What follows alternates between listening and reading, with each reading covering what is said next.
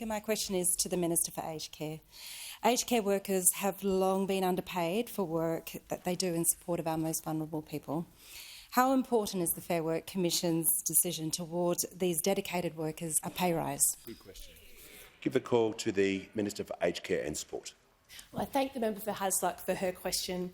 This pay rise is vitally important because it will help us recruit and retain the staff that we need to reform a sector left to ruin by those opposite. A wage rise for aged care workers isn't just the right thing to do, it is the smart thing to do, because the National Skills Commission's own analysis tells us that by a pay rise of 10% going to aged care workers, we will halve the staff shortages that we have in aged care by 2052. Not just the right thing to do, but the smart thing to do. It was a crippling problem.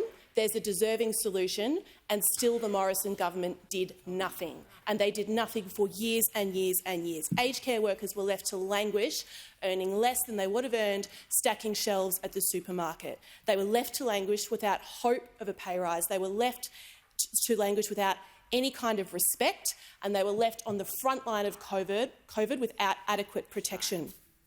And like the PM says, they don't just deserve our thanks. They deserve a pay rise. And now, for some aged care workers, after literally decades in the job that they love, they are about to crack the $30 an hour barrier for the very first time. And it's not just those of us on this side of the House that are applauding Fair Work's decision. Aged Care Community Care Providers Association Chief Tom Simonson said this substantial move was a step forward towards long-lasting reform that provides a higher quality of care for older Australians, enabling them to live their best lives. Stuart Brown partner, Grant Corduroy, said the pay rise would encourage people to join the aged care sector.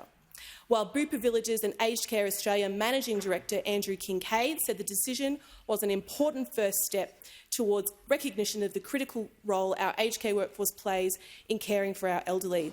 Now, Mr Speaker, despite those opposite, despite their newfound concern for the state of the aged care sector, a concern that they looked inside and discovered within themselves on or around the 22nd of May, by my observation, do not think that workers deserve a pay rise. They do not want workers to earn more. Matthias Cormann belled the cat on that years ago, and the Shadow Treasurer was good enough to reconfirm this recently when he said the quiet part out loud. So those opposite, when they were in government, refused to make a submission to the Fair Work Commission to support a pay rise for aged care workers, and they rushed through changes that scrapped the Aged Care Workforce Compact that would have seen a pay rise for aged care workers. It was one of the very first things that they did. They suspended standing orders. Such was their giddy rush to cut pay rises for aged care workers. It was foolhardy, it was cruel, and it was short-sighted. And aged care workers judge them for their actions then, not what they mumble now.